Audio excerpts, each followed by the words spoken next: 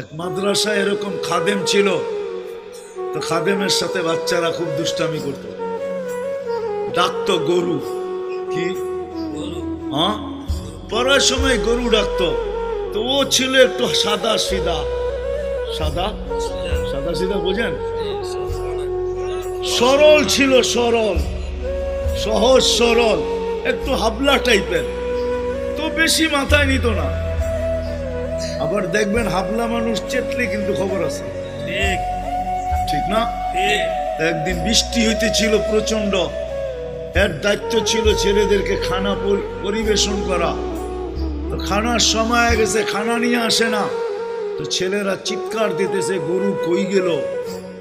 একটু পরে দেখতেছে খানা নিয়ে আসতেছে, তো সবাই চিৎকার দিয়ে বলতেছে ওই গরু এত দেরি করলি কেন?